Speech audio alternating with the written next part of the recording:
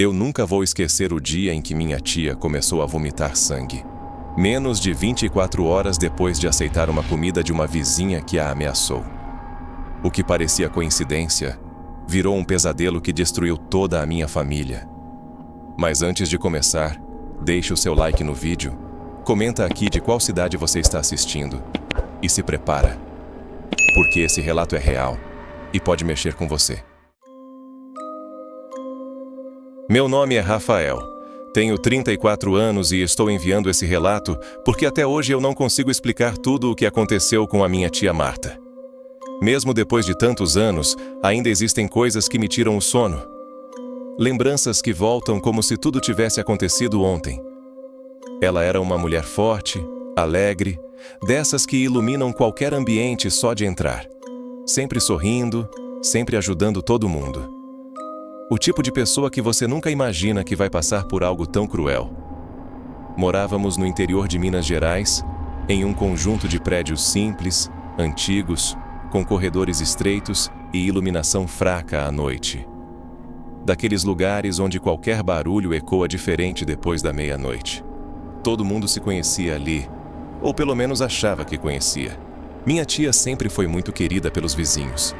Ela conversava com todo mundo, fazia amizade fácil, ajudava quem precisava. Mas existia uma mulher em específico, uma maledite, que ninguém gostava de se envolver. O nome dela era Silvana. Só de falar esse nome hoje, eu sinto um arrepio estranho. Ela não era como os outros moradores. Era quieta, observadora. Quase nunca sorria. E quando sorria, era um sorriso vazio, frio, que não combinava com o olhar. Diziam que ela mexia com coisas que ninguém deveria mexer, que recebia pessoas estranhas tarde da noite. Gente que entrava no prédio sem fazer barulho. E saía ainda mais silenciosa. Alguns vizinhos juravam que já tinham ouvido sussurros vindos do apartamento dela, mesmo quando ela estava sozinha. Outros diziam sentir um cheiro forte, como algo queimado ou estragado, vindo debaixo da porta. Mas ninguém nunca teve coragem de confirmar. Era como se existisse um acordo silencioso ali.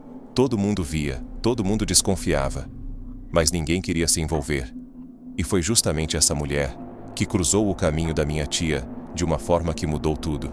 No começo, minha tia evitava qualquer tipo de contato com aquela mulher. Era como se, mesmo sem provas, ela sentisse que havia algo errado ali. Algo que não podia ser explicado só com lógica. Mas tudo começou a mudar por causa de algo pequeno. Uma dívida que parecia insignificante. A maledite passou a frequentar a barraquinha que minha tia montou na frente do prédio. Comprava refrigerante, doces, cerveja. Sempre com um sorriso discreto e a mesma frase: "Depois eu acerto." No início, minha tia não se importou. Era comum entre vizinhos confiar assim. Só que os dias viraram semanas, e as semanas viraram meses, e o valor só aumentava. O mais estranho é que Silvana nunca demonstrava preocupação em pagar. Era como se soubesse que não seria cobrada, como se estivesse testando até onde podia ir. Algumas vezes, quando minha tia anotava os valores, ela sentia um incômodo estranho, como se estivesse sendo observada de perto, mesmo quando a maledite já tinha ido embora. E teve um detalhe que minha tia comentou dias depois. Sempre que a maledite pegava algo, ela demorava um pouco mais do que o normal, segurando o objeto, olhando fixamente, quase como se estivesse fazendo algo em silêncio. Com o tempo, a situação começou a incomodar de verdade. Não era mais pelo dinheiro, era pela sensação estranha que aquilo trazia. E foi aí que minha tia tomou a decisão de cobrar. Uma decisão simples, mas que, sem que ela soubesse, estava prestes a abrir uma porta que nunca mais seria fechada. Eu lembro exatamente do dia da cobrança. O clima estava estranho desde cedo. Abafado, pesado, como se o ar estivesse mais denso que o normal. Minha tia estava na barraquinha quando Silvana apareceu, como sempre fazia, caminhando devagar, com aquele olhar difícil de sustentar. Mas dessa vez foi diferente. Minha tia, já cansada da situação, chamou ela de lado e cobrou com calma, sem agressividade. Por alguns segundos, Silvana ficou em silêncio, parada, encarando minha tia de um jeito que fez até quem estava por perto se afastar, como se algo invisível estivesse ali entre as duas. Então ela sorriu. Mas não foi um sorriso normal.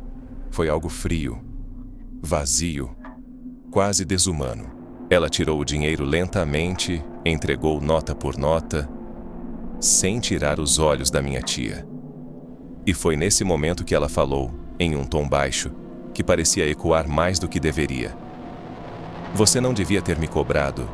Tem coisa que a gente paga caro demais. Aquela frase caiu como um peso no ambiente. Ninguém disse nada. Ninguém reagiu. Era como se até o tempo tivesse parado por alguns segundos. Minha tia tentou disfarçar, deu uma risada sem graça.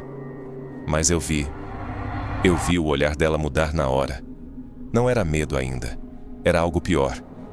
Era como se no fundo ela tivesse sentido que aquilo não era só uma ameaça.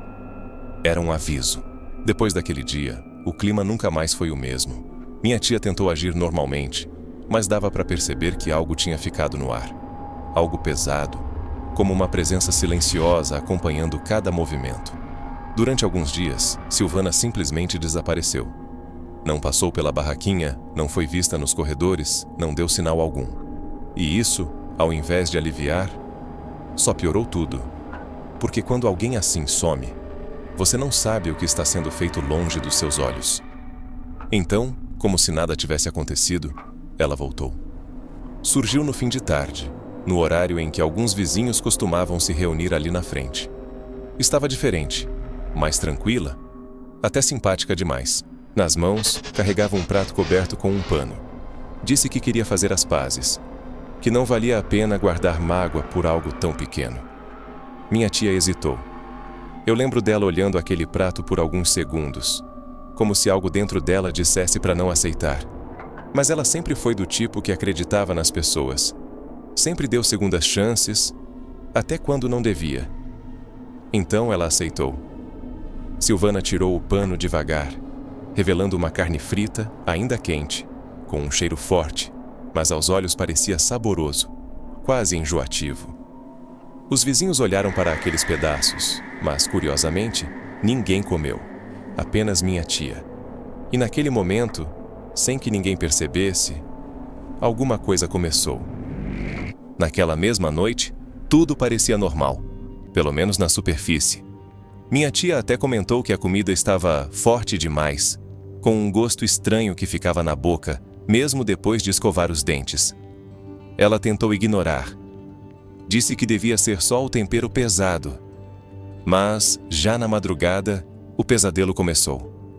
Eu acordei com um barulho vindo do apartamento dela. Um som seco, repetitivo, como alguém tentando respirar com dificuldade. Quando chegamos lá, encontramos minha tia dobrada no chão, segurando o estômago, com os olhos arregalados de dor. Ela dizia que parecia que algo estava se mexendo dentro dela, como se tivesse vida própria. Era uma dor diferente de qualquer coisa que ela já tinha sentido. Não era só física. Era como se algo estivesse queimando por dentro, se espalhando. Minutos depois, ela começou a vomitar. No começo, era só líquido. Mas então veio o sangue. Escuro, grosso, em uma quantidade que não fazia sentido. O cheiro era forte e tomou conta do ambiente. O desespero tomou conta de todo mundo. Levamos ela às pressas para o hospital. Mas enquanto ela era colocada na maca, eu juro, ela segurou meu braço com força e sussurrou algo que me gelou por dentro. Tem alguma coisa errada. Aquilo não era comida. No hospital, tudo aconteceu rápido demais. E, ao mesmo tempo, lento o suficiente para aumentar ainda mais o desespero. Os médicos fizeram exames, coletaram sangue, aplicaram medicações, mas ninguém conseguia dar uma resposta clara. Era como se o corpo da minha tia estivesse reagindo a algo desconhecido. A dor não passava. Só mudava de intensidade, como ondas que vinham e iam, cada vez mais fortes. Em alguns momentos, ela apertava os olhos e dizia que sentia pontadas vivas por dentro, como se algo estivesse se espalhando. Os primeiros resultados não mostraram nada conclusivo. Nenhuma infecção comum, nenhuma intoxicação alimentar típica. Isso deixou até os médicos inquietos, mas o que mais me marcou foi o comportamento da minha tia. Ela não parecia só doente, parecia assustada de um jeito profundo, diferente. Em certos momentos, ela olhava fixamente para um ponto vazio do quarto, como se estivesse vendo alguém ali. Em uma noite eu perguntei o que ela estava olhando, e ela respondeu quase sussurrando: "Ela está aqui." Cerca de 3 semanas depois, veio o diagnóstico: um tumor agressivo no estômago, já em estágio avançado. Os médicos ficaram confusos com a velocidade. Disseram que aquilo não surgia assim, não daquele jeito. Era como se tivesse aparecido do nada e crescido rápido demais. E foi nesse momento que o medo deixou de ser dúvida e começou a virar certeza. Depois do diagnóstico, não era só a doença que avançava. Algo dentro da nossa casa também parecia mudar. O ambiente ficou pesado, silencioso demais, como se o próprio ar estivesse carregado. Minha avó começou a notar coisas estranhas primeiro. Ela dizia que, mesmo depois de varrer e limpar a entrada do apartamento, sempre aparecia uma terra escura acumulada perto da porta. Uma terra fina, úmida, com um cheiro forte, diferente de qualquer terra comum. No início, achamos que podia ser sujeira trazida da rua, mas aquilo começou a aparecer todos os dias, sempre no mesmo lugar. As noites ficaram ainda piores. Sons começaram a surgir, passos leves no corredor, batidas secas na parede, como se alguém estivesse tentando chamar. E o mais estranho, em alguns momentos, dava para ouvir algo parecido com sussurros, baixos, quase inaudíveis, mas presentes o suficiente para causar um desconforto que não dava para ignorar. Minha tia piorava a cada dia, e junto com a fraqueza, vieram os sonhos. Ela dizia que não eram sonhos normais. Eram como encontros, sempre com a mesma presença. Uma mulher parada na escuridão, observando, esperando. E foi em uma dessas noites que minha tia acordou assustada e disse algo que fez todos ficarem em silêncio. Aquilo não era comida normal, era uma oferenda. Foi ela, a Maledite. Depois que ela disse isso, tudo pareceu piorar. Não era mais só medo, era como se algo tivesse sido ativado. Minha tia começou a evitar dormir, porque toda vez que fechava os olhos, aquela presença voltava. E não era mais distante como antes. Agora, estava mais próxima. Em um dos relatos mais perturbadores, ela disse que não estava exatamente sonhando. Parecia estar acordada, presa entre 2 estados. O quarto estava escuro, mas ela conseguia ver tudo ao redor. E foi aí que percebeu. Alguém estava no canto do quarto. A figura começou a se mover devagar, arrastando os pés pelo chão. Não fazia barulho normal. Era um som seco, irregular, como algo que não deveria estar ali. Quando chegou mais perto, minha tia disse que sentiu o ar gelar completamente, como se toda a vida tivesse sido sugada do ambiente. E então, a voz veio, baixa, arrastada, quase como um sussurro vindo de dentro da cabeça dela. "Você aceitou. Agora eu estou dentro." Ela tentou gritar, mas não conseguiu. Tentou se mexer, mas o corpo não respondia. Era como se estivesse paralisada, presa, enquanto aquilo se aproximava cada vez mais. Quando finalmente conseguiu acordar, estava encharcada de suor. Mas o pior não foi isso. Foi perceber que a sensação de presença não tinha ido embora. Por um breve momento, parecia que minha tia estava reagindo ao tratamento. Os médicos chegaram a dizer que havia uma leve melhora, e isso deu uma esperança para todo mundo. Mas dentro de casa, ninguém conseguia ignorar o que estava acontecendo, porque, mesmo com os sinais clínicos, o ambiente continuava pesado, sufocante, como se algo ainda estivesse ali, esperando o momento certo.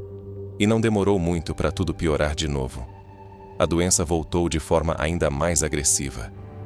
Outros órgãos começaram a ser afetados e o corpo dela já não respondia como antes.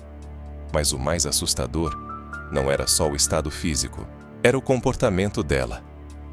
Minha tia começou a falar coisas desconexas, em momentos específicos, como se não estivesse totalmente consciente. Às vezes, ela olhava para a porta do quarto e sorria. Um sorriso fraco. E dizia: "Eu sei que você está aí." Eu comecei a evitar dormir naquele apartamento. Teve uma noite em que tentei ficar, mas acordei de madrugada com a sensação de que alguém estava me observando.